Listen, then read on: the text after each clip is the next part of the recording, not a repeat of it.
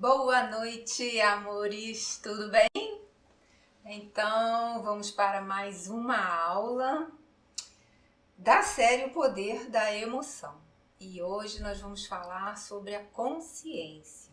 Vamos entender como funciona esse mecanismo todo aí, onde trabalha as emoções, trabalha os sentimentos e os pensamentos, principalmente, que fazem parte da nossa vida 24 horas por dia, né? Porque a gente continua pensando enquanto dorme, por isso a gente sonha.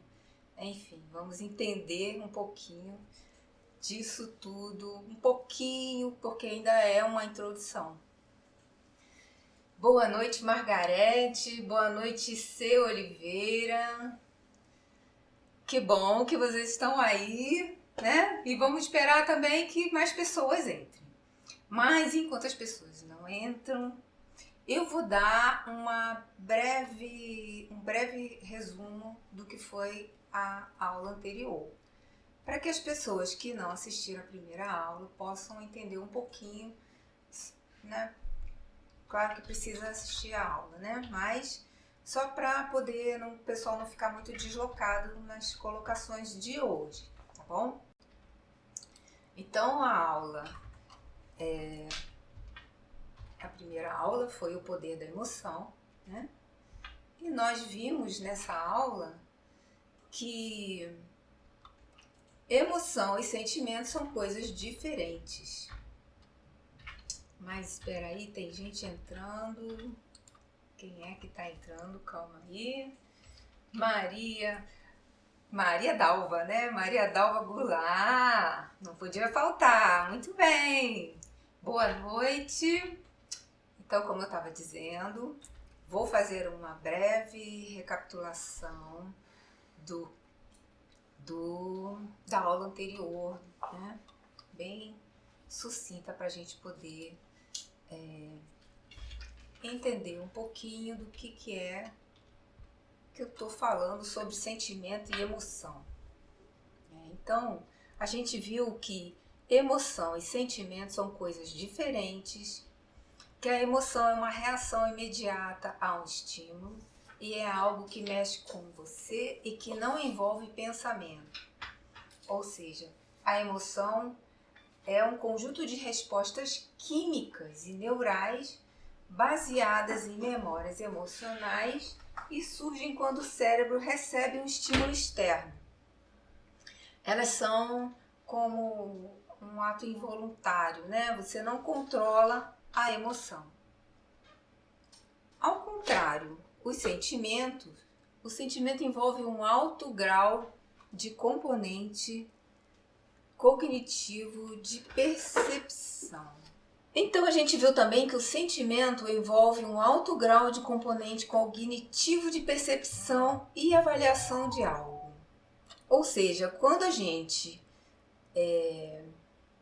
tem sentimentos, é porque isso já chegou num lugar do cérebro onde a gente já está ponderando, a gente já está observando, a gente está organizando essas ideias e, enfim, não é mais algo instintivo, né? É algo que você percebe, ou seja, você controla, você inclusive esconde, né? Como a gente viu na aula anterior. E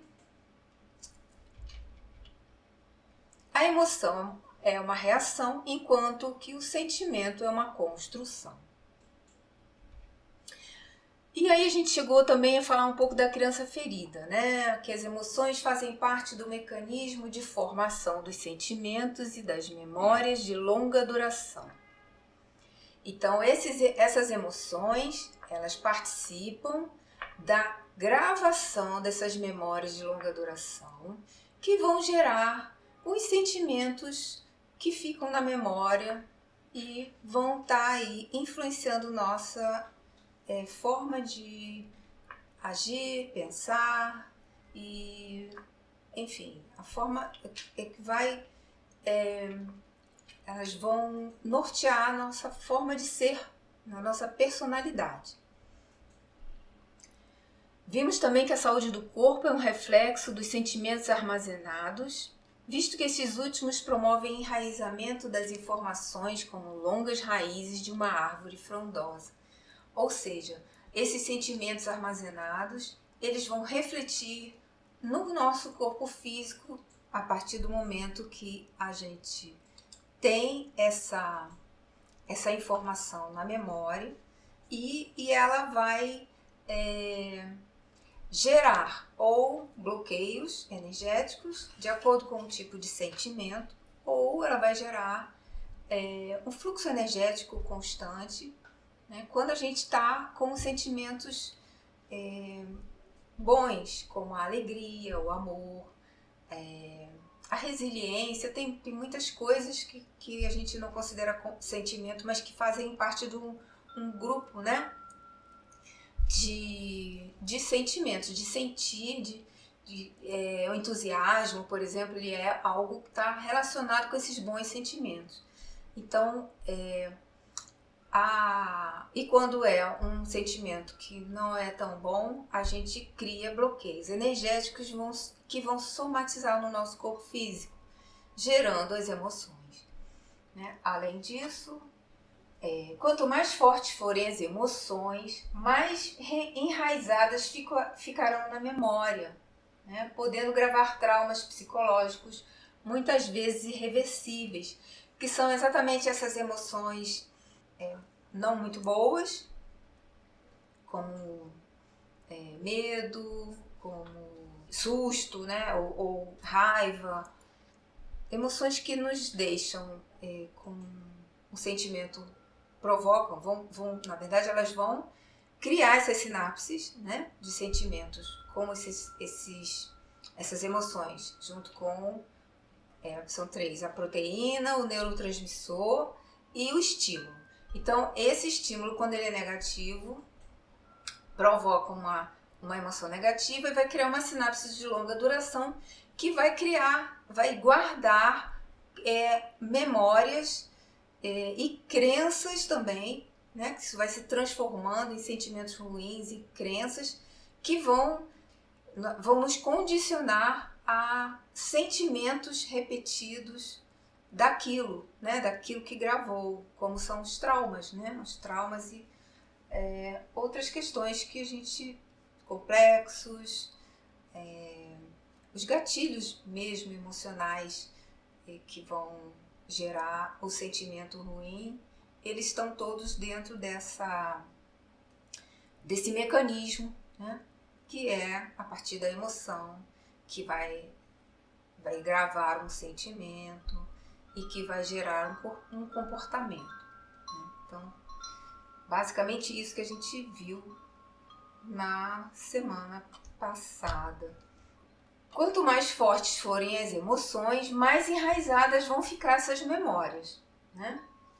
Então, a quantidade, né, o tamanho da emoção também vai fazer diferença nesse impacto que vai causar na nossa memória, no nosso sentimento, né, que vai ficar guardado.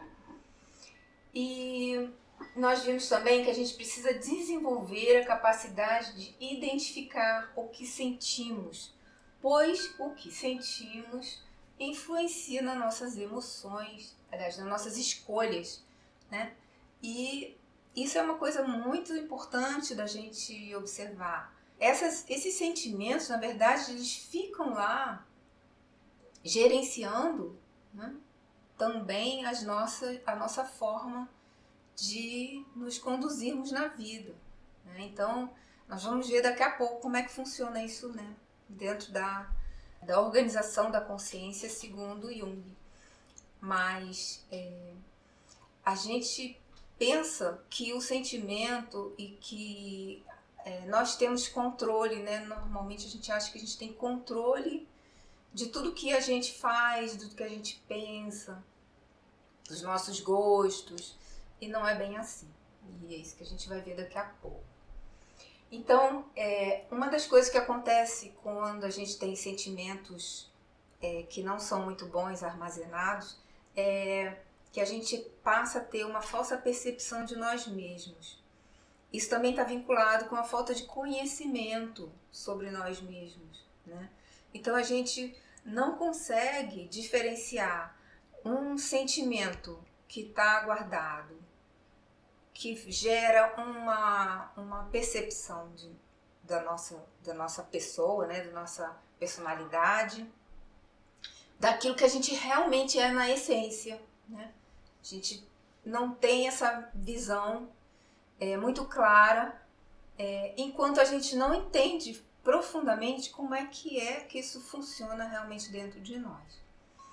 Então a gente, com a falsa percepção de si mesmo, a gente pode ter baixa autoestima, a gente pode ter ansiedade, estados de depressão, a gente pode ter os complexos e os traumas também fazem parte, né, desse, digamos, pacote de efeitos que nós vamos estar sofrendo em função dessa falta de percepção de nós mesmos. Quando eu falo isso, eu falo do ser integral, né? Porque a percepção não é só aquilo que está no exterior, né? A gente precisa perceber o que nós temos dentro e como nós sentimos, o que nos machuca, o que nos alegra. Isso tudo faz parte de um trabalho que a gente precisa fazer de educação a partir do autoconhecimento para a gente poder melhorar aquilo que não é bom e potencializar aquilo que a gente sabe que nos deixa feliz. Para quem ainda não viu a primeira aula, um breve resumo também sobre mim. Eu sou Miriam Miranda, eu sou arteterapeuta transpessoal, sou terapeuta holística, quântica, arcturiana e atualmente eu estou focada em mentoria consciencial e educação emocional. E a minha proposta hoje aqui e dentro desse trabalho do poder da emoção, é uma proposta de buscar essa criança interior, buscar essa criança ferida e curar essa criança através de autoconhecimento e conhecimento que vai nos levar para o caminho da ascensão. A gente precisa entender o verdadeiro significado, né, dessa criança ferida. A gente precisa entender como é que é. Aliás, a gente precisa entender que criança é essa, né? Porque quando a gente fala de criança ferida, a primeira impressão que a gente tem, se a gente nunca ouviu esse termo, ou criança interior, né? Nunca ouviu o termo, a gente imagina que é quando a gente era criança, né? Mas na verdade, a criança interior é só uma forma de classificar a nossa essência, a nossa forma de quando a gente chegou aqui no planeta, que a gente chegou naquele corpinho que estava lá em formação, no útero materno, e a gente recebe, dentro da terminologia junguiana, a gente recebe um dos nomes, né? Esse termo de criança interior, tá? Mas na verdade não é nós como criança. O que tem relação com a criança é que quando a gente chega aqui, a gente tem ainda atrás, né, a nossa alma, vamos falar assim, traz ainda a pureza. E a gente está num momento de formação de um novo ego, tá? Então, também vou colocar isso mais para frente. Para a gente entender isso tudo, a gente precisa fazer um caminho, né, de autodescobrimento. E para entender o que existe dentro de nós, é preciso que a gente também entenda como a gente funciona. Então, por isso a gente precisa desse conhecimento, né? Vou trabalhar sempre com essa questão do conhecimento, porque não dá para a gente se compreender definitivamente. Aliás, mesmo com conhecimento já é algo bem complexo, a gente precisa ter muita força de vontade, não é rápido, Mas a gente precisa ter perseverança e auto-amor, né? A gente precisa ter paciência com a gente precisa querer realmente essa transformação. E quando a gente entende como a gente funciona, fica tudo muito mais fácil, né? Fica mais fácil da gente gerenciar a nossa jornada, né? É isso que é o mais importante. Então, afinal de contas, né? Quem somos nós? Ou o que somos nós? Então, a gente precisa entender que a gente não é só um corpo físico. Como eu acabei de falar, é uma alma que chega num corpinho que está em formação no útero materno e que vai viver uma experiência na Terra, no planeta Terra, né? Então, o que é que nós somos realmente, né? Uma das questões que ajudam a gente a perceber isso, né? Que a gente não é aquela figura que a gente vê no espelho apenas, né? É pensar da onde vem o nosso pensamento, por exemplo. Né?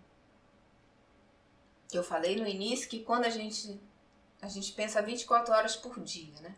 Fica no piloto automático ou não, pensando, gerenciando o pensamento ou não, a gente está pensando. Né? Uma das maiores dificuldades da meditação é silenciar a mente. Então, isso faz parte também da educação do ego. Né? Então, de onde será que vem esse pensamento? Isso é uma forma da gente perceber que a gente não é só um corpo biológico que tem emoções, né? Que também tem sentimentos e que tem necessidades básicas. A gente sente fome, a gente sente frio, a gente tem, né, muitas percepções do que eu falei também, né, dos estímulos externos.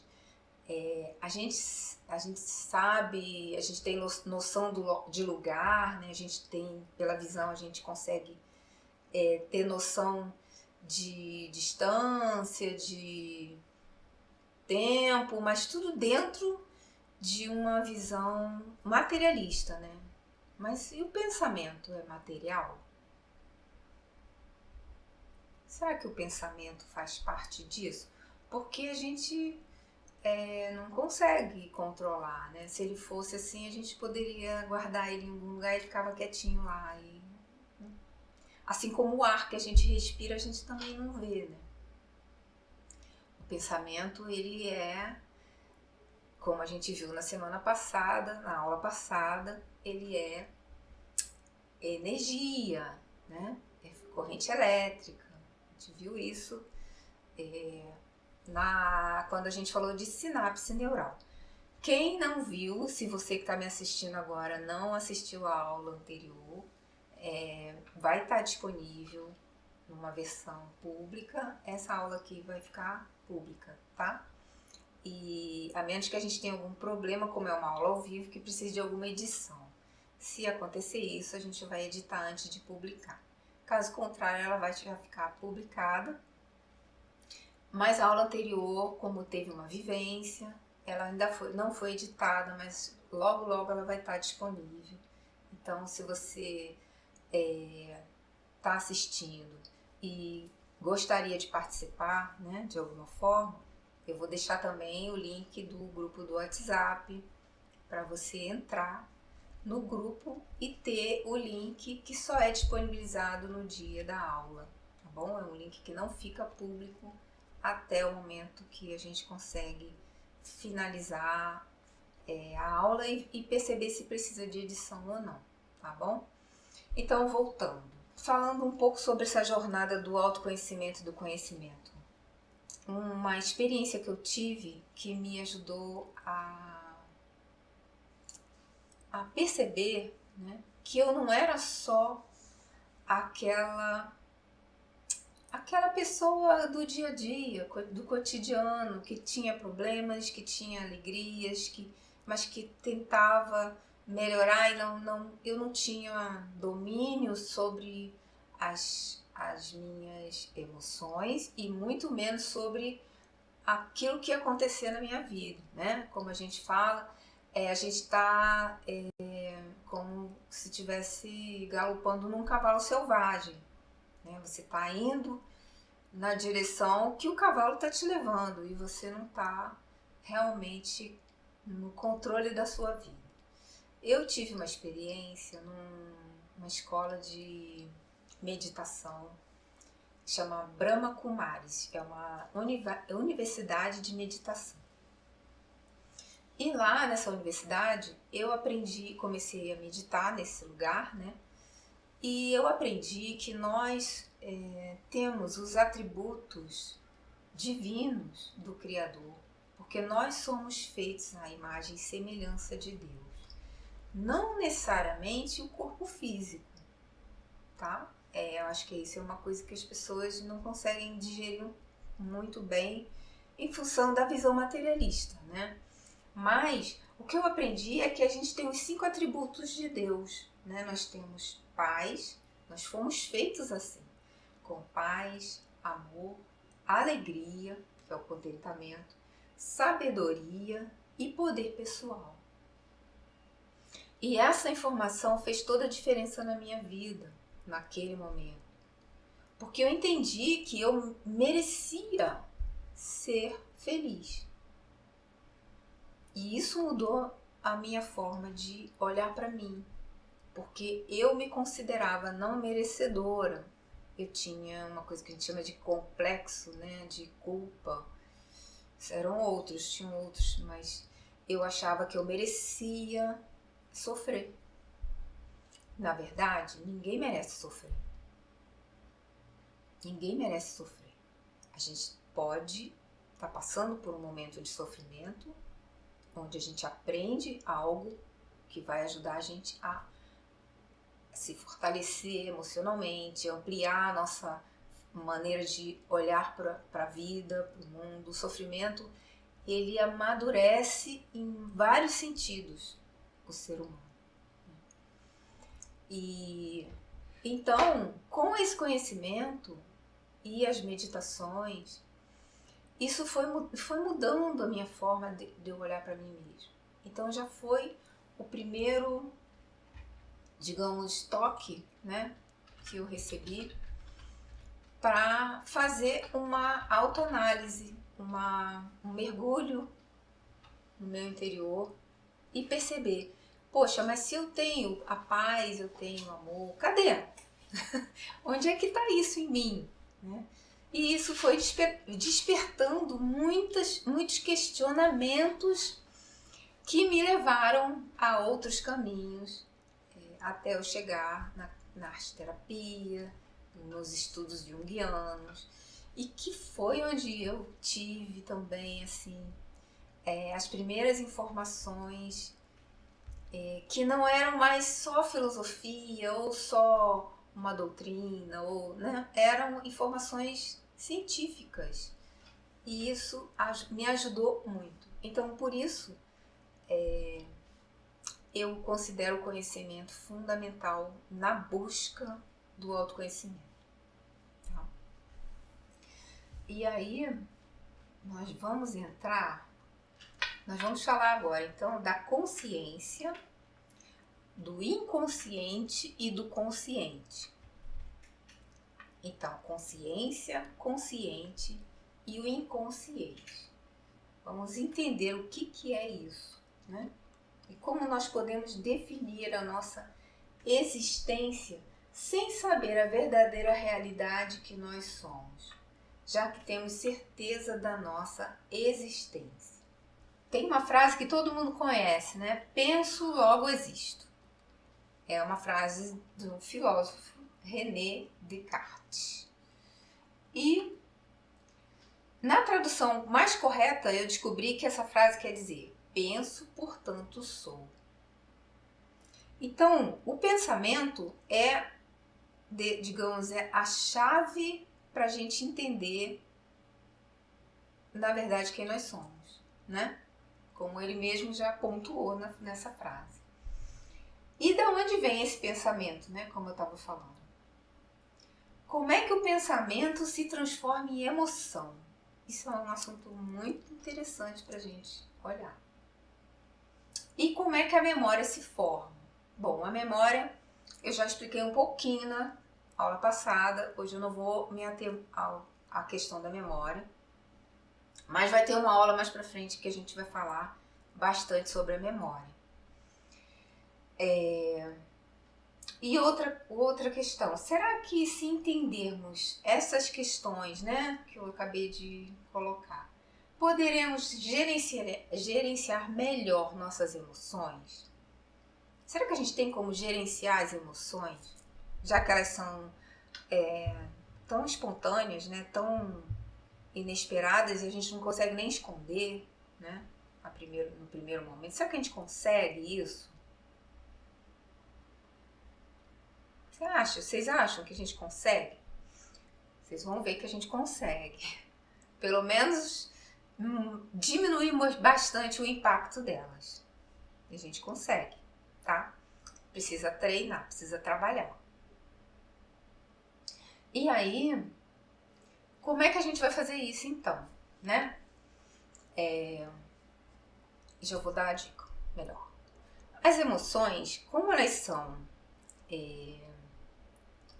produzidas numa área do cérebro, como eu falei, que não é o córtex cerebral, é a parte mais inferior, né? É a parte que é nosso cérebro reptiliano. Ele está relacionado com o nosso instinto, nossa forma de reação, né? Para a nossa própria proteção.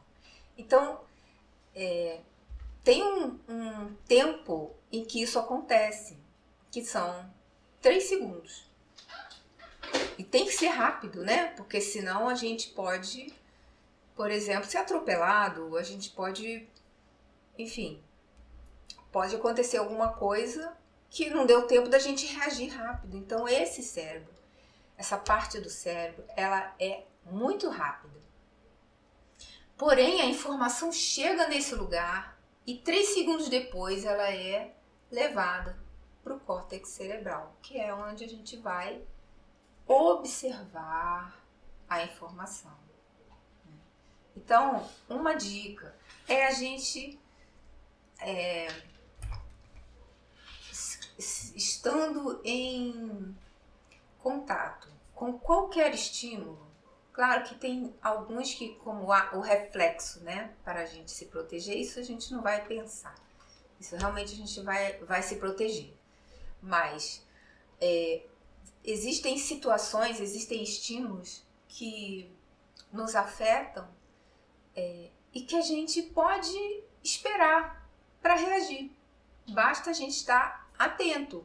Ou seja, se a gente tem um nível de percepção ampliada, isso a gente vai conseguir com meditação e autoconhecimento. Tá? A gente consegue esperar os 3 segundos. Tem aquela frase que diz assim, conta até 20, né? Depois você resolve. Então, é exatamente o tempo, que pode ser 3, 4, 5, 10, conta até 10, conta até 20. Depende do estímulo, né? Tem estímulo que você pode contar até 20, tem outros não. Enfim. E aí, quando isso acontecer, aquele estímulo já não está mais tão, digamos, você já consegue controlar essa emoção, né? Mesmo que seja atenuando ou até mesmo anulando, tá? A emoção. Isso é possível, tá? Eu falo porque eu consigo fazer. Então eu não vou falar se eu não conseguisse, né? Não ia falar. Então é possível. Mas precisa de treino e precisa de vontade, intenção, né? Força de vontade. Porque sem a força de vontade a gente não consegue nem isso e nem consegue mudar aquilo que a gente não gosta em nós e tudo que a gente está produzindo no entorno. Bom, vamos logo então entrar para a questão do inconsciente, né? Já que a gente está aí com várias perguntas agora na cabeça. Então, vamos começar falando de quem foi Carl Gustav Jung.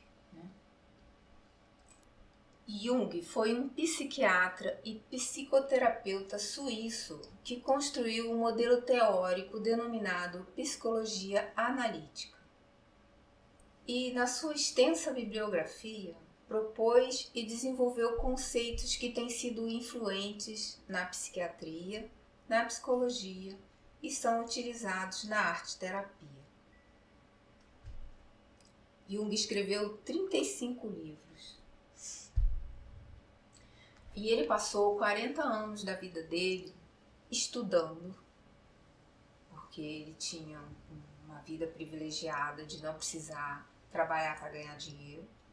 Então ele tinha família, teve família, filhos, mas ele dedicou a vida dele, 40 anos, estudando, pesquisando e viajando. Nas viagens ele fazia pesquisa de campo. E Jung, ele viajou por muitos lugares do planeta. Ele conheceu muitas culturas. Ele procurou entender a forma de viver desses povos, né? E ele percebeu semelhanças entre manifestações culturais e mitológicas, e a gente vai falar de mito daqui a pouco, mas manifestações culturais que se repetiam em povos que nunca tiveram contato físico, né? Isso na antiguidade, não necessariamente na época que ele viveu, né? Ele viveu no início do século XX, tá? E ele foi pesquisar na antiguidade, né? E também nativos e lendas, mitologias. E aí, o que ele descobriu? Que existiam semelhanças nas histórias, nas mitologias, nas histórias das religiões, na maneira de viver, na maneira de agir dessas pessoas de lugares completamente diferentes do globo terrestre. Então ele chegou à conclusão de que existia uma comunicação entre essas pessoas, mesmo sem elas nunca terem se encontrado, mesmo que aquela população nunca tenha tido notícia da existência de uma outra população do outro lado do planeta. Então, nesse momento foi quando ele conceituou o inconsciente coletivo.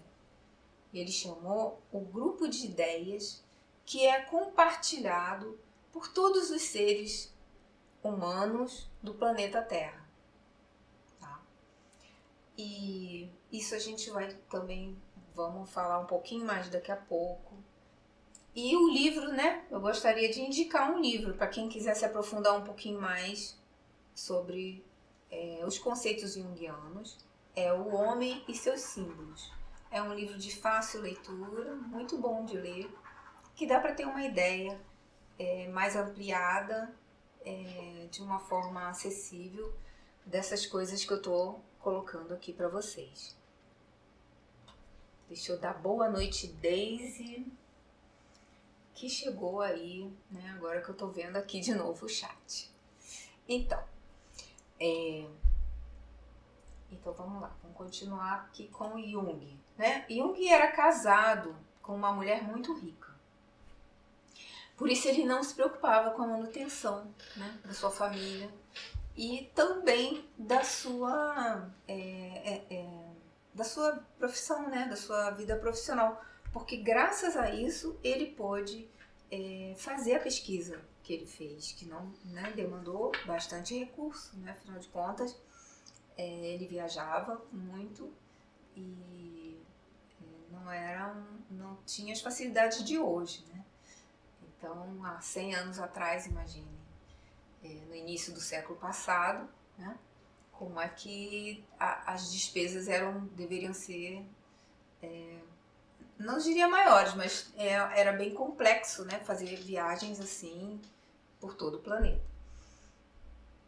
E tem também um filme chamado Um Método Perigoso, que acho bacana, que está contando essa história, né? Assim, não com muitos detalhes sobre isso que eu estou falando, mas está mostrando como é que foi que o Jung começou, né? E por que ele divergiu do Freud. Esse filme fala, mostra, aliás, bem claramente, né, essa questão. E também essa facilidade dele de ter o custeio, né, do seu trabalho, sem precisar se preocupar com ele mesmo ter que ter uma receita, ter um ganho para isso, tá? Então, vamos aqui, mais um slidezinho. Que a personalidade total abrange 2 níveis, o consciente e o inconsciente. Tá? E ele dedicou sua vida acadêmica estudando o inconsciente, que ele chamou de self, e sua participação ativa na vida do indivíduo. Vamos falar um pouquinho aqui sobre essa questão do self, né? Então, consciente e inconsciente. Consciente é a parte... aliás, já posso colocar o outro slidezinho. Não, deixa eu falar e depois eu coloco. O consciente é essa parte que a gente percebe, né? A nossa vida, tudo que está no nosso entorno. Se a gente sente uma dor, isso tudo está no nível consciente, né? A gente percebe, a gente considera isso a realidade, né?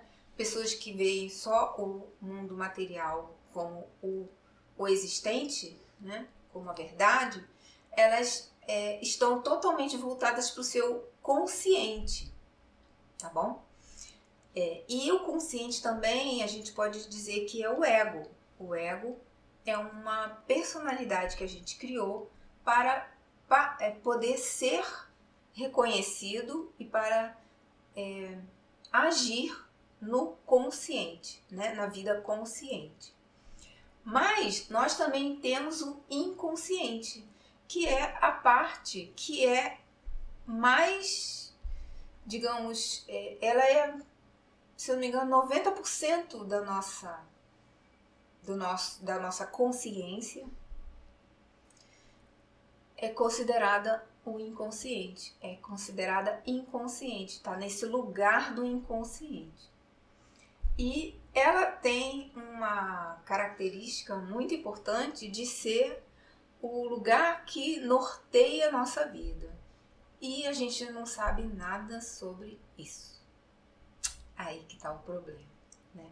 Porque quando eu falo que eu estava num cavalo que estava andando e eu não sabia para onde ele estava indo, até que eu fui meditar e entendi que eu tinha algo mais forte e que eu merecia a felicidade que eu procurava, né? Era isso que estava faltando. Entender esse interno, esse processo interno, essa mente inconsciente. Porque ela é que vai definir, na verdade, tudo que a gente faz na vida. E a parte consciente, que é o ego, acha que dentro de nós não tem nada, né? Não importa. O que importa é o que nós, ego, queremos, né? Então, eu gosto de falar assim, nós somos ego, mas também nós somos self, né? E aí, vamos lá, deixa eu ver aqui, deixa eu botar esse slidezinho aqui para vocês. A consciência, né? A mente consciente, ou ego, como eu falei, é o lugar onde ocorre a percepção. está ligado aos sentidos físicos, onde fazemos escolhas. Olha aí que interessante. E ela nos dá a sensação de individualidade. Tem foco na atenção e percepção exterior. Então, o consciente ou o ego está completamente voltado para o exterior, né? E ele está ligado, né, esse consciente, aos sentidos físicos, os 5 sentidos.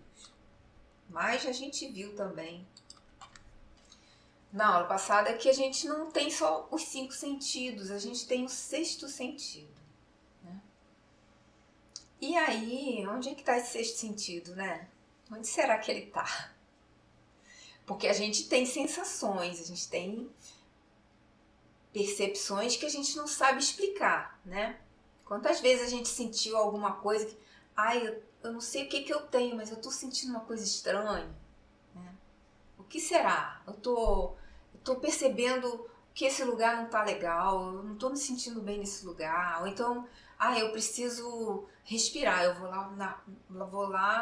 dar uma volta na rua, pegar um ar, porque eu tô sentindo que tem alguma coisa que não tá legal aqui. E o problema é aqui, eu vou sair um pouco. Ou seja, existe uma antena, né?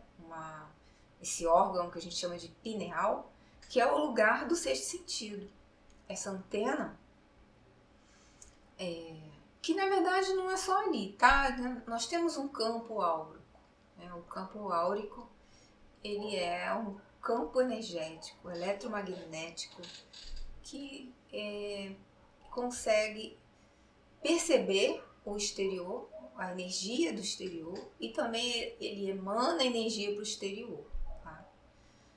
Não é assunto dessa aula de hoje, mas a gente vai falar isso mais para frente. Então, a mente consciente, ela está relacionada com esses 5 sentidos físicos, né? E por isso que a gente considera que não tem o outro, digamos, a outra verdade, né? A gente tem a falsa percepção de que a gente é só o exterior, porque a nossa mente consciente capta os 5 sentidos, né? Que é a visão, 80% que a gente viu, né? Do que a gente capta vem pela visão, a audição, um pouco desses 20% que sobram, um pouco mais é da audição. Depois tem o olfato, o paladar e o tato, né? Então, a gente considera erradamente que tudo que está relacionado a isso é a verdade. Só que não é, tá? É isso que Jung mostra na sua conceituação da consciência. Então, vamos lá. Vou voltar para o slide. E aí, como eu falei, né? Jung estudou e chegou lá no inconsciente, né? Na verdade, ele se dedicou nesses 40 anos ao estudo do inconsciente coletivo. Mas antes disso, ele estudou e entendeu como funciona o nosso inconsciente, né? Que é um reservatório, fonte de energia psíquica, energias psíquicas, lugar da nossa essência humana. Então, vejam bem, são energias psíquicas, né? Lembra que na aula passada eu falei bastante sobre a questão da sinapse, para frisar bastante essa questão de que o sentimento, a emoção e o sentimento caminham no nosso corpo através dos neurônios numa corrente elétrica, né? Então, quando a gente armazena na memória aqueles estímulos que foram gerados, né, as percepções que a gente tem do exterior, a gente armazena em forma de energia. Isso é importante a gente pontuar, tá? E essa energia, ela não é palpável, né? Então veja bem, o nosso inconsciente não é material. Isso é importante a gente entender. Ele não é palpável, ele é como o ar que a gente respira e não consegue ver e não consegue segurar, você não consegue. E ele também postulou que o inconsciente, né, essa nossa, na verdade, esse lugar, né, da consciência, ele é ilimitado, ele guarda nossas habilidades e está conectada, a mente inconsciente está conectada com o inconsciente coletivo, que foi que foi o tema da pesquisa acadêmica dele, da vida, né? Ele se dedicou completamente a essa questão do inconsciente coletivo. Essa ilustração, bem bonita, né? Ela está no livro Vermelho do Jung, que é um livro maravilhoso que ele desenhou, ele escreveu e desenhou o livro todo.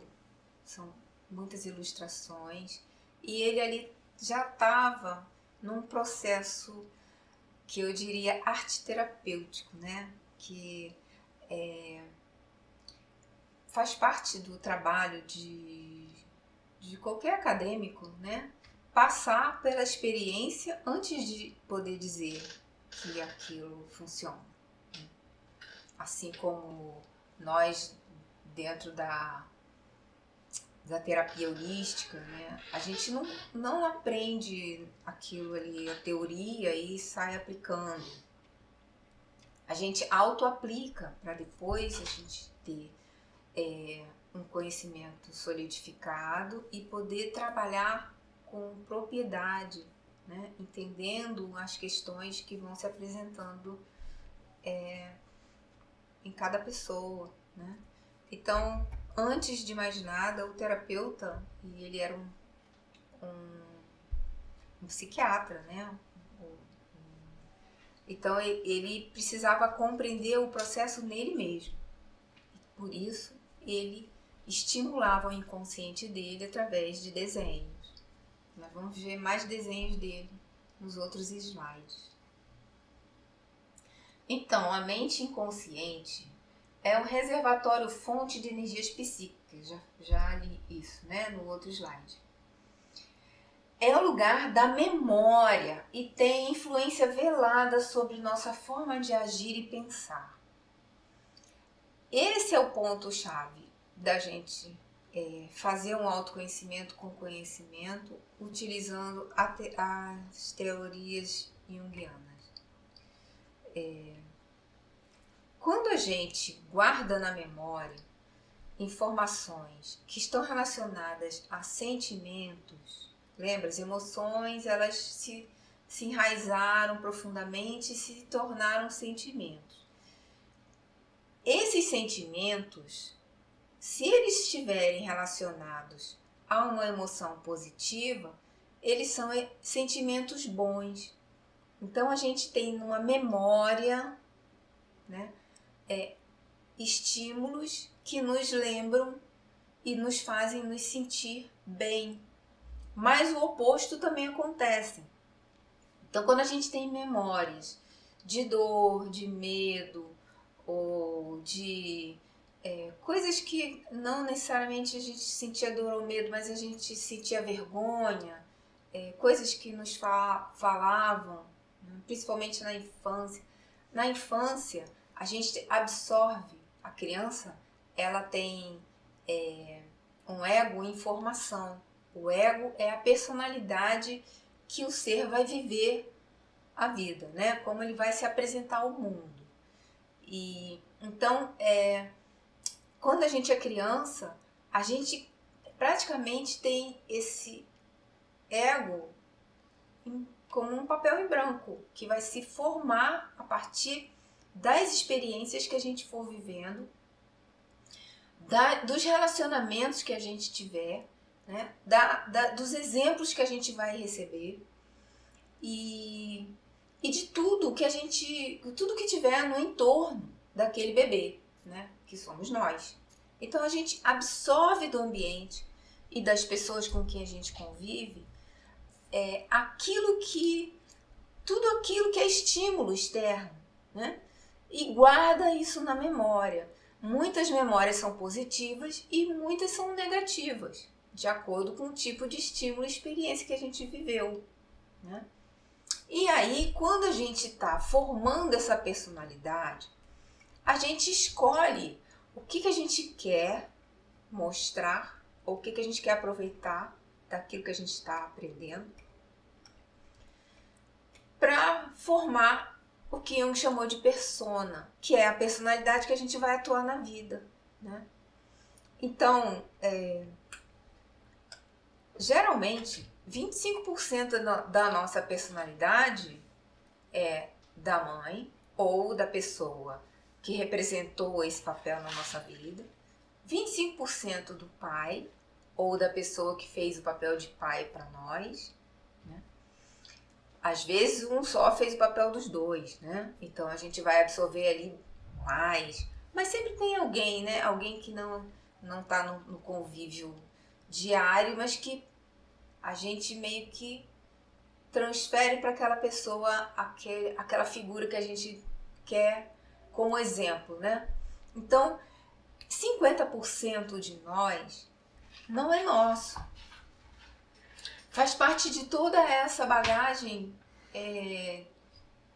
informacional da nossa infância, né? Os outros 50% vêm de nós mesmos, né? Somos nós. Só que a gente não entende muito isso. E aí a gente vai ver daqui a pouquinho como é que isso chega em nós, tá? Como é que a gente chega, como é que a gente é, né, na verdade. E depois que a gente escolhe, né, a gente escolhe como a gente quer ser, como a gente quer aparecer para as pessoas, como a gente vai atuar na vida. Essa mente inconsciente, ela também vai ajudar a gente nas nossas escolhas, né? Que na verdade são escolhas que vão influenciar o ego, né? Na verdade, o ego, ele não percebe que dentro existem crenças, né? E essas crenças, elas vão trabalhar influenciando o ego, que é a nossa persona, e a gente pensa que é a gente que está escolhendo aquilo. A gente pensa que a gente está decidindo a nossa vida. Nem sempre, tá? O ego faz escolhas, sim. Mas existem escolhas que são inconscientes. Então, perceber qual a escolha que é feita conscientemente, que a gente tá vendo, tá percebendo, né? Tá entendendo, tá vendo os prós e contras, está ali decidindo, isso é o ego. Agora, algumas escolhas vêm de um lugar que a gente não percebe e influenciam as escolhas que a gente acha que controla. E essas outras escolhas internas, elas estão relacionadas com os nossos sentimentos, que foram armazenados nessa memória de longa duração. E isso vai gerar crença, né? Crenças que a gente chama, que podem ser incongruentes, né, com nossa verdade, a nossa verdade divina, ou elas podem ser crenças que são congruentes, né, também. Não necessariamente elas são ruins, mas elas influenciam na nossa vida muito, muito mais do que a gente possa imaginar. E principalmente a nível energético, porque lembra que elas são as nossas memórias, né? Elas são bolsões de energia psíquica. Então elas são energia. As crenças, as memórias, os sentimentos se transformam em energia. E aí eles vão interferir também no nosso campo, né? Não só no nosso nossa forma de agir e pensar, mas no nosso campo vibracional, o que a gente chama de aura. Então, nós podemos entender, se pensarmos em termos de crenças e gatilhos emocionais que nos fazem agir e achar que fizemos uma escolha consciente. Então, assim como aquele estímulo que a gente recebeu gerou uma memória de longa duração, que gerou um sentimento e que faz a gente reagir, né? Toda vez que a gente recebe um estímulo parecido, essas reações elas vão interferir na nossa escolha consciente, como eu acabei de falar. Mas elas estão condicionadas àqueles sentimentos gerados da memória que a gente guardou quando a gente recebeu aquele estímulo. Vou dar um exemplo simples. Você encontra uma pessoa e ela está com um perfume muito agradável. Daí você passa um bom momento com aquela pessoa, uma pessoa que faz você se lembrar de momentos felizes, né? Que tem uma conversa agradável e o dia estava bonito, tinha um sol bonito, tinha uma brisa gostosa, tinham vários fatores ali que o seu sensorial percebeu, né? Junto com aquele perfume e aquela pessoa. E isso ficou na sua memória. Quando você presta atenção, a memória vai criando raiz. Quando a gente não dá atenção, aquilo simplesmente se desfaz. É uma memória que não permanece, a gente esquece. Então, uma memória como essa ficou registrada porque foi muito agradável. E aí o tempo passa e você nem vê mais aquela pessoa ou vê, mas enfim. Toda vez que você sentir aquele perfume, mesmo que não esteja na presença daquela pessoa, mesmo que não esteja naquele lugar, não tenha o sol, não tenha a brisa, você vai voltar a sentir aquele prazer daquele momento. Então é assim que funciona o que a gente chama de gatilho emocional. Quando a gente está submetido a um estímulo que já esteve antes, que gerou uma memória, e aí o estímulo faz aquilo acontecer de novo. Então a memória, ela vem traduzida em emoção, em sentimento, em sensação, tá? Vem tudo à tona novamente. É isso que acontece. Então, segundo Jung, o inconsciente está fora do campo da consciência e é tudo que involuntariamente e sem prestar atenção sinto, penso, relembro, desejo e faço. Então tá aí essa frase de Jung falando o que eu acabei de falar, né? Então o inconsciente, ele praticamente norteia a nossa vida. E a gente nem sabe que ele existe, né? Não sabe o que é isso. Como assim? Como assim? Você dirige um carro e não sabe onde coloca a gasolina, não sabe que ele é movido porque tem um motor e que tem toda uma engrenagem para fazer aqueles pneus rodarem, aquelas rodinhas, né? Como assim?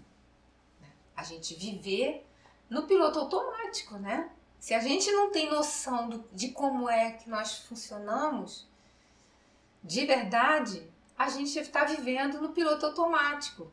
E aí a gente está à deriva. Por quê? Lembra que eu falei na aula passada que tudo que está à nossa volta nos estimula? Então, se a gente recebe estímulo externo e isso causa reações em nós, tanto reações instintivas que nós não controlamos, como os sentimentos que ficam guardados, né? Se a gente está vivendo assim no piloto automático, a gente está se permitindo que o entorno, que o nosso meio ambiente, e aí inclui todas as mídias, todos os livros, todas as situações da vida, e eles estão nos programando. Porque se nós recebemos isso, guardamos lá no inconsciente, e aí a partir dessas crenças, desses gatilhos emocionais, a gente reage, a gente, como ele coloca, a gente deseja, a gente faz baseado nisso que está guardado no inconsciente. Então a gente precisa saber o que está guardado no inconsciente. Porque como é que a gente vai conseguir realizar os nossos planos, né? Os nossos sonhos? Como é que a gente vai conseguir prosperar na vida e ter bons relacionamentos, se sentir pleno, fazer o que a gente gosta, se tem alguma coisa dentro de nós fazendo a gente fazer coisas que a gente não quer?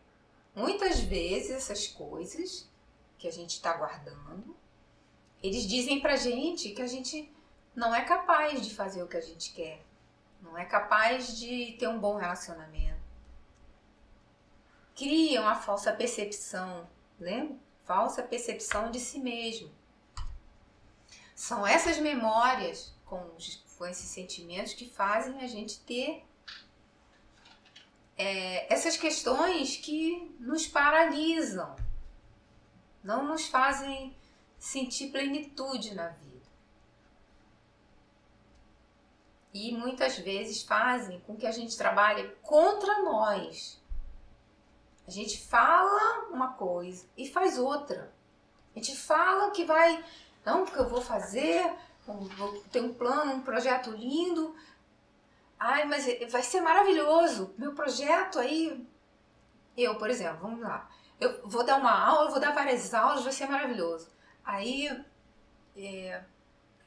por algum motivo, eu estrago o meu computador. Já pensou? Seria uma tremenda autossabotagem, né? Se eu estragasse o computador, se eu estragasse algum material meu que impedisse de eu fazer o projeto O Poder da Emoção. Isso seria autossabotagem. Ou seja, eu lá no meu inconsciente com alguma crença que está me dizendo que se eu não sou, você não é capaz, não, que coisa feia, que vergonha, ou sei lá, uma crença qualquer, e ia me fazer agir de alguma forma inconsciente, essa aqui é a questão, é inconsciente, e que eu ia dar um jeito de não fazer aquilo que eu estava me programando para fazer. Né? Então, sabendo qual é o antídoto, né? Quando a gente sabe disso, qualquer procrastinação que aparece na vida, quando você está se preparando para algo bacana que você está planejando, quando a gente sabe disso, a gente enxerga quando está procrastinando. A gente enxerga. Porque nossa percepção está muito ampliada em função de autoconhecimento e conhecimento, de trabalho árduo, né? De autoobservação. Então a gente começa a entender, quer dizer que eu estou procrastinando. Eu já notei que eu estou procrastinando, vou parar com esse negócio de ficar olhando lá no Instagram, né? Vou parar com isso. Porque isso é procrastinação, né? Então, na hora de estudar, inventa de, sei lá, fazer uma receita nova. Tem muitas formas de se procrastinar, né? Vocês sabem, todo mundo sabe. Mas a gente precisa perceber. Esse aqui é o pulo do gato. A gente pode mudar, mas a gente só vai mudar se souber que tem algo errado, né? Se tem algo que a gente mesmo está fazendo contra nós. Se a gente não souber, como é que a gente vai consertar? Como é que a gente vai corrigir aquilo?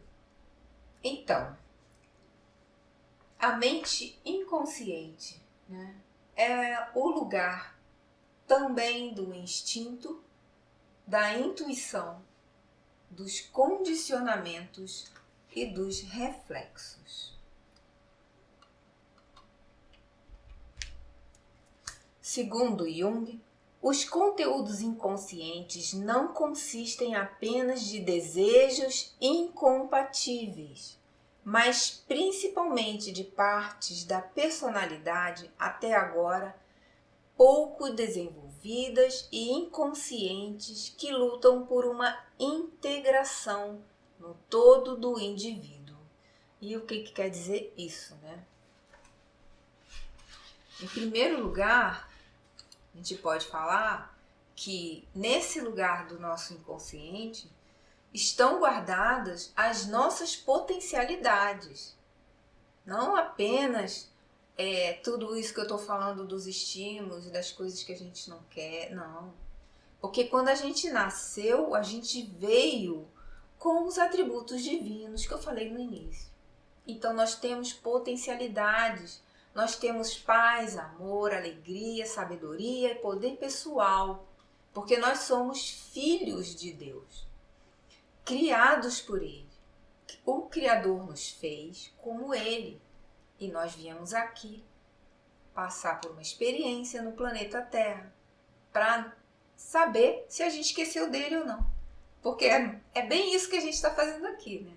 Se a gente tem, através de alguma religião, a gente vai se religar a Deus, então quer dizer que a gente se desligou dele, né? Então é isso que a gente está fazendo aqui, na verdade. E se a gente está aqui com essa bagagem espiritual inata, é nossa a priori, ou seja, a gente nasce com ela. Então, onde ela está? E por que a gente não acessa? Né? Então essa é uma questão que Jung coloca. O inconsciente tem essas propriedades, tem ele não é um lugar só das memórias, apenas das nossas memórias dessa vida, que tem as boas e não boas, né? Não, ele é o lugar dos nossos potenciais, como essência divina, tá? E aí, deixa eu explicar para vocês. Tem, tá vendo? É que essas potencialidades, elas lutam por uma integração no todo do indivíduo, tá? Isso é uma coisa interessante, é que todas essas potencialidades que nós temos em nós, e daqui a pouco eu vou falar, porque eu vou mostrar para vocês todas elas juntas, todas as partes da consciência juntas, aí vocês vão entender um pouco melhor. Essas potencialidades, elas também são energia psíquica. Agora, imagine a qualidade dessa energia psíquica. A qualidade da energia psíquica da nossa criança interior, que é a criança interior. O self é a criança interior, tá? Então, olhem como a nossa criança interior tem potencialidades. E essa energia psíquica dessas potencialidades é gigantesca, mas estão guardadas. É tão grande que 90% da nossa consciência está no inconsciente. Quantas informações tem ali? As informações que nós trouxemos antes, quando a gente estava lá anjinho, aí a gente veio para o planeta Terra. Aí a gente nasceu com essas potencialidades. E mais as que a gente adquiriu aqui com a experiência. Que é 10%. A percepção que a gente tem, né? Quer dizer, na verdade o que a gente adquiriu está lá no inconsciente também. Então não é 10%. 10% é aquilo que a gente percebe, né? O que a gente acha que é a realidade. Então, essas potencialidades, elas querem surgir. Existe uma tensão dentro da nossa psique, que é a parte inconsciente querendo se integrar com a parte consciente, que é o ego.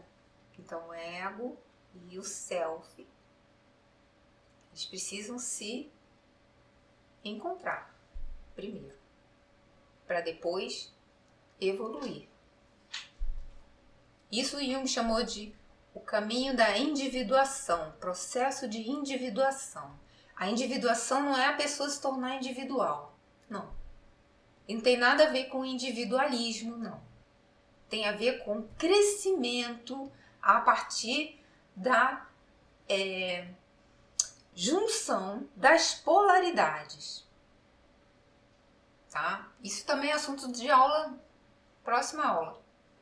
Vamos falar dessas polaridades e como é que a gente precisa e por que a gente precisa juntar essas polaridades para a gente começar no processo de individuação, que vai levar para uma ascensão, que também vou explicar na próxima aula, tá bom? E aí, agora eu vou mostrar para vocês um slide que vai clarear. Com esse slide, a gente vai clarear um pouco isso tudo que eu tô falando, né? Vamos entender melhor as classificações da consciência. Segundo Carl Gustav Jung, tá bom? Então, nos postulados junguianos, a consciência ela é dividida em consciente e inconsciente. A parte consciente é o ego e ela observa e registra o que acontece no mundo.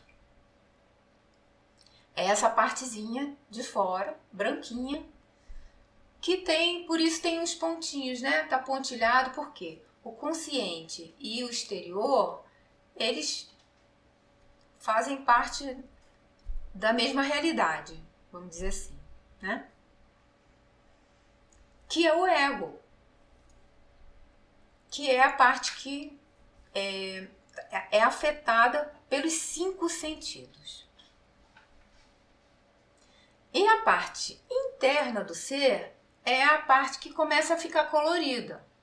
Então tem o inconsciente ou self, que é o nosso inconsciente, a parte que a gente não percebe. Tem participação ativa na vida do indivíduo, como a gente já viu, né? Ajuda a gente a agir, pensar, sentir, tudo.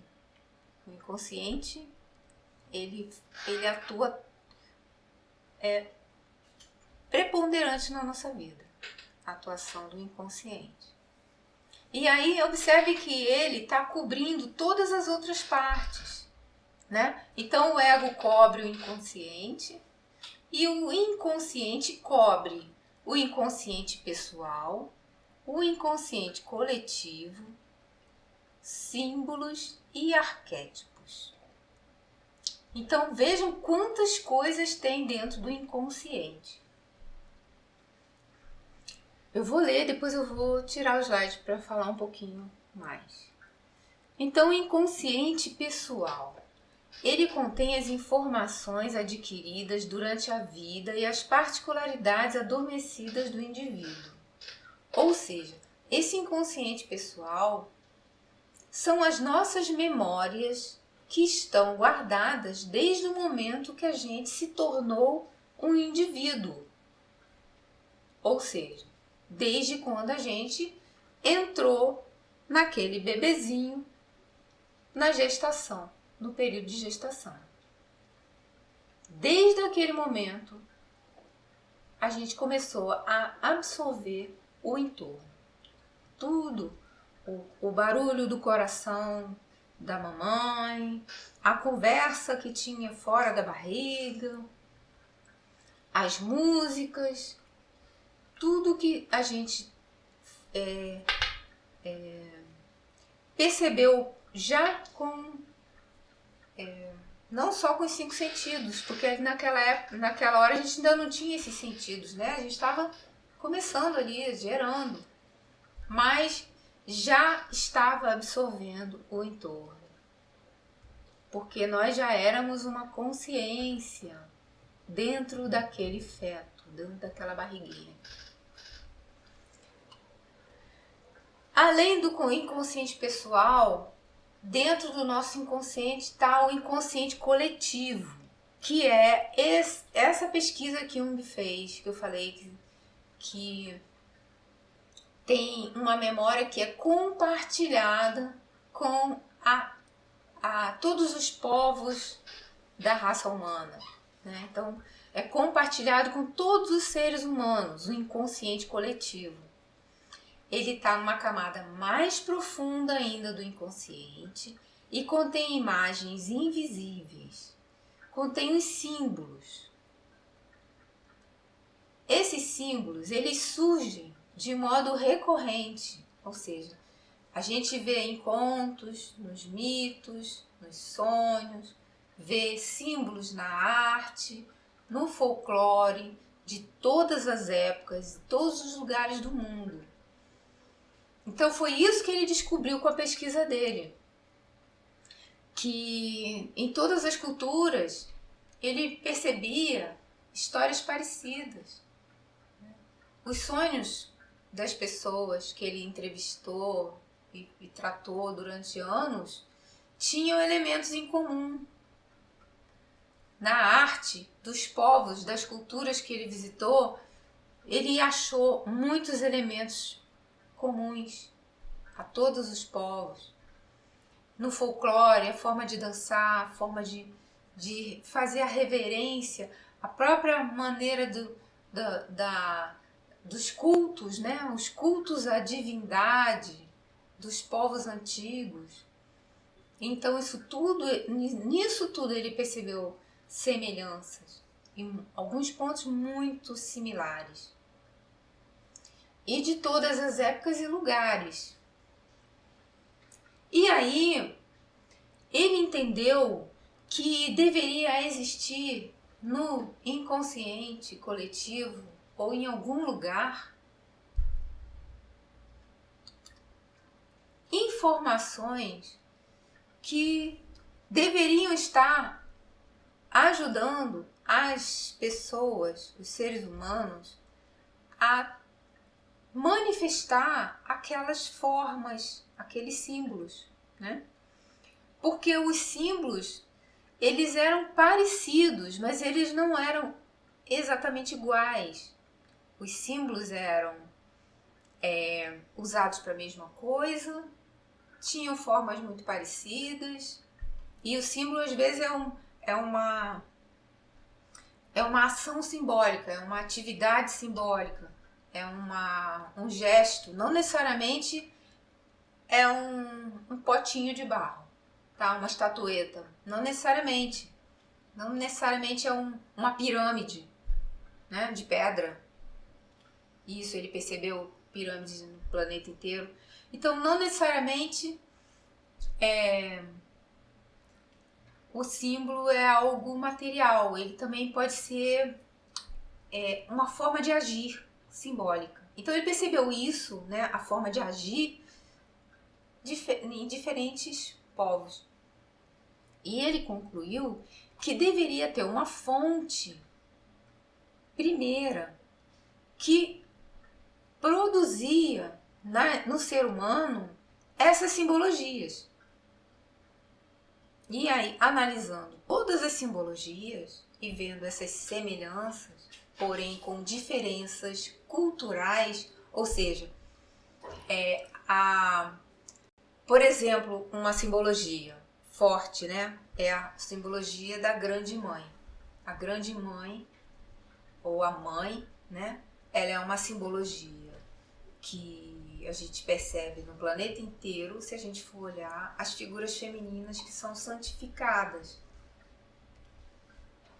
Desde as deusas mitológicas, né?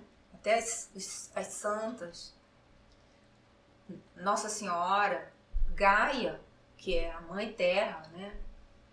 A gente chama de mãe. Então,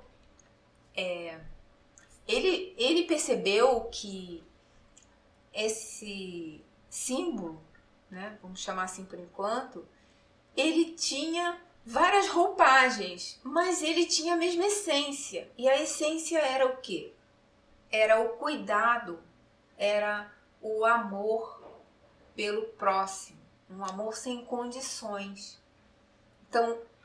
Então ele entendeu que essa informação do cuidado, do amor sem condições, né? Isso era algo que permeia o nosso planeta e influencia essas emanações, ou seja, o surgimento dessas informações nas culturas, né? Nos povos de todas as épocas que ele conseguiu, até onde ele conseguiu estudar. E aí ele definiu os arquétipos, que são exatamente essas formas que elas servem como modelos para o ser humano existir como um ser humano. E como é que é isso, né? Que é isso? Como assim? Eu preciso de um modelo para ser humano? Mas eu já nasci pronto. Eu já sou humana. Não, não é assim. Você nasce pronto, bebezinho lá, né? Todo fofinho lá, né? A gente nasce o corpinho, mas a nossa psique não está pronta quando a gente nasce. A gente tem as memórias, a gente tem as memórias de antes de nascer, tá? A gente traz essas memórias, a nossa memória divina do nosso Criador, e aí a gente vai, durante a nossa vida, na infância toda, juntando dados, informações, para montar uma personalidade que a gente vai usar para viver. Então, a gente não está pronto, né? E aí, como é que a gente vai montar essa personalidade? É aí que tá. Vou voltar lá naquele slidezinho. Então, voltando aqui no slide.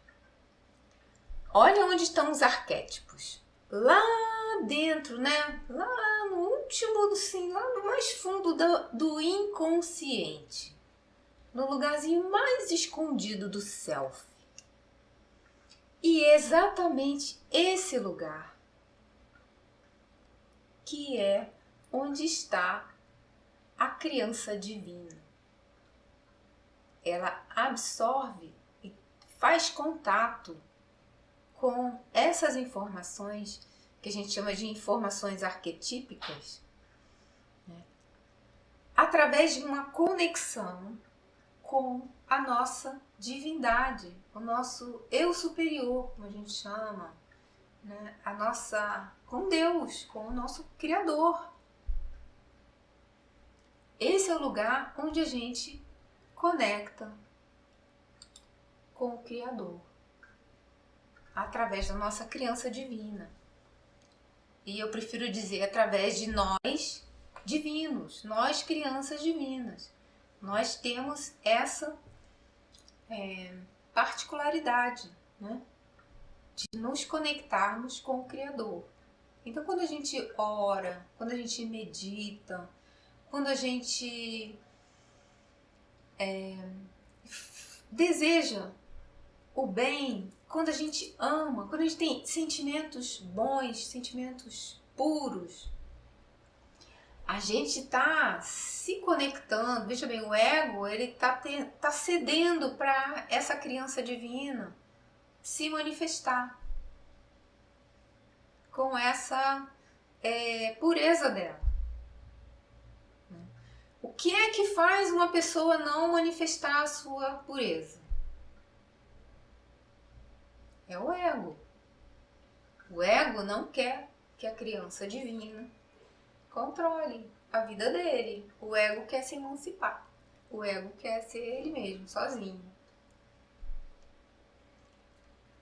O ego é prejudicial? Não.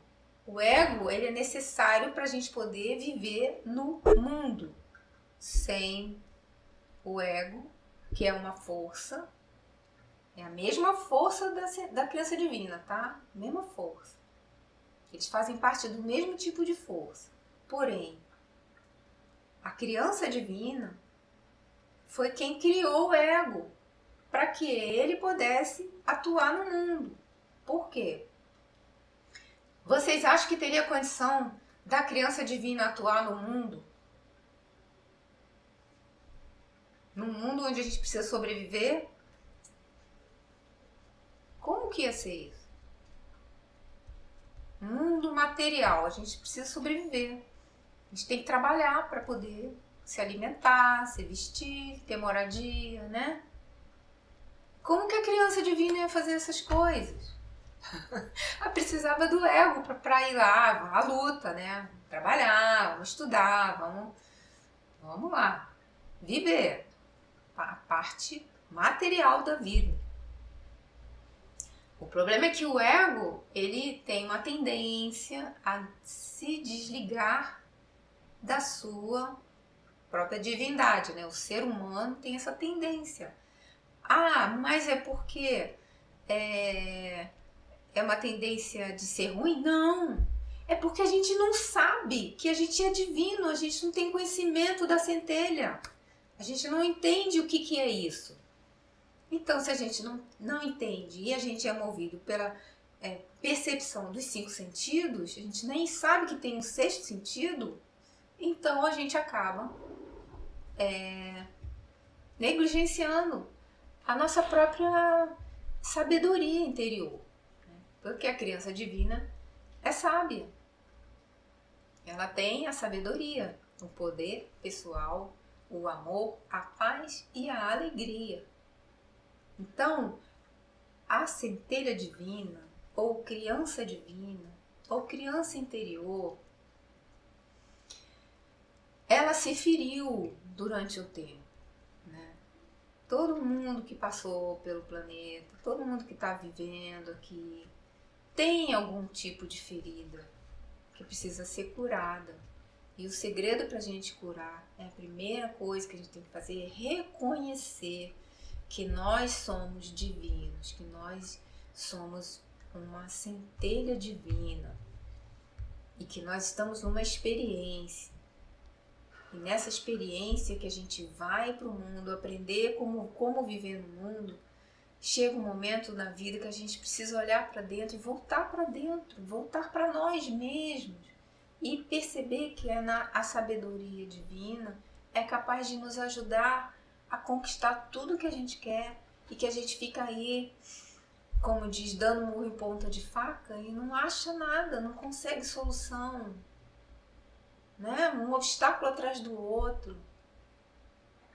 Você se livra, né? Se livra de um e aparece outro. Mas no momento que a gente permite que a nossa criança interior nos ajude com a sua sabedoria, aí tudo vai mudar. Porque antes de tudo, ela é vibração. E se ela tem amor, paz, alegria, sabedoria e poder pessoal, é porque ela vibra muito alto. E a vibração alta dela, que somos nós. Né? Essa vibração é capaz de atrair tudo de melhor para a nossa vida. Pela lei da atração, a gente atrai o que a gente vibra. Então, a gente precisa ver isso com outros olhos. Né? Primeiro ver, depois com outros olhos. Né? Primeiro a gente tem que enxergar. Porque se a gente tem esse potencial dentro de nós, a gente precisa aproveitar, tomar o nosso poder pessoal para nós, né? Ele é nosso. Isso é o poder pessoal. Poder pessoal é isso, é você permitir que a sua criança interior controle, comande, gerencie, o nome que você quiser dar, a sua vida com a parte mais bonita que ela tem, a sabedoria, o amor, essas coisas, esses atributos divinos que a gente tem. Porque se a gente passar tudo que o ego vai viver na peneira da centelha divina, a gente vai saber se o que a gente está fazendo é bom ou não, se é certo ou não, se é verdade ou não, se é útil ou não, que é o crivo de Sócrates que a gente chama. Né? E se a gente passa nessa peneira aí, é bom, é tudo bom, deu tudo positivo, então vamos fazer, vamos embora, né? Esse é o caminho. E aí a gente vai estar em congruência com a nossa verdade. Isso é que é o importante. viver em congruência com a sua verdade. Por quê? Tem uma historinha, mas eu vou deixar a historinha para a próxima aula, porque já são 9h40 e eu já extrapolei aí 40 minutos do que eu estava pretendendo nessa aula hoje, tá bom? Então, eu espero ter sido contribuição positiva na sua busca, na sua caminhada. Eu espero ter esclarecido alguma coisa sobre, pelo menos essa parte básica, né, de que a gente é essa criança divina. E mesmo que nós tenhamos atualmente uma criança ferida, como quase todo mundo tem alguma parte de nós que tem um probleminha ali, uma questão, né? Todo mundo tem, afinal de contas a gente está no planeta Terra, o planeta Terra não é muito fácil, não. E o importante é que a gente estimule essa criança divina, estimule essa nossa criança interior com muito alto amor, muito autoacolhimento, né? Vamos trazer essa criança, eu estou falando com o ego, né? Vamos deixar esta criança ser ela, deixar essa criança interior nos ajudar na nossa vida. Porque, lembra que eu falei o self, né, esse inconsciente, ele já atua muito, né? Ele atua de forma massiva na nossa vida. Mas lá nesse inconsciente tem a dor. Se a gente deixar a criança interior atuar na nossa vida, ela é capaz de curar a nossa própria dor. Pela própria energia dela, né? Ela é luz luz de alta vibração. Então a gente tem que deixar ela sair, deixar fluir essa luz. E o primeiro lugar, a primeira coisa que ela vai iluminar é o próprio inconsciente, o nosso inconsciente pessoal. Onde estão as nossas dores, as nossas crenças limitantes, nossos traumas, as nossas incongruências, né, com a nossa verdade, os nossos equívocos, está tudo ali no inconsciente pessoal. Também estão as lembranças maravilhosas. Mas até que ponto nós, enquanto personagens, né, nesse mundo, estamos aproveitando as nossas lembranças maravilhosas? Porque a gente é viciado em pensar no negativo, né? A gente está, eu acho que assim, viciados mesmo, assim, é uma adicção de falar de problema, de reclamação, de olhar as coisas, né? Sempre ver o lado ruim das coisas. A gente tem pouco otimismo, pouco altruísmo, pouca empatia.